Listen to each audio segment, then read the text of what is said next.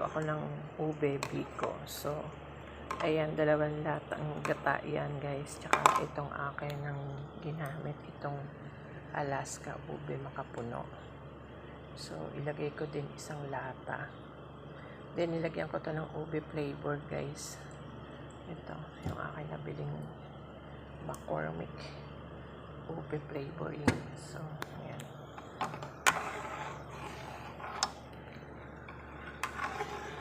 Ube makapuno.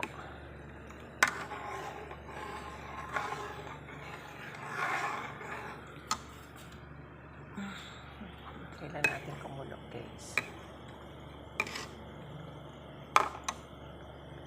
Guys, nilagay ko na yung ating malagkit. So, haluin na lang natin to hanggang sa lumagkit siya, matuyo. Ayan guys, palatandaan na almost luto na siya, yung hindi na siya halos bumagsak sa sandok. Malapot na siya kumbaga. So, ayan guys, inalis ko na yung apoy, pinatay ko na. Ayan, lipat ko na siya sa lagayan. Grabe yung lagkit niya guys. So, cheese lang yung itatoppings ko dito guys.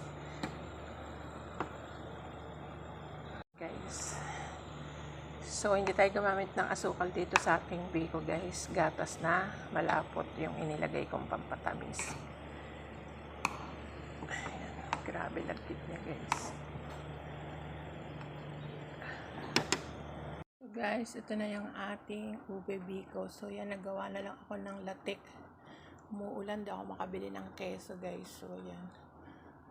Nagawa ko sa 1 latang gata. Ayan, kakapiranggot na latik yung napalabas ko guys.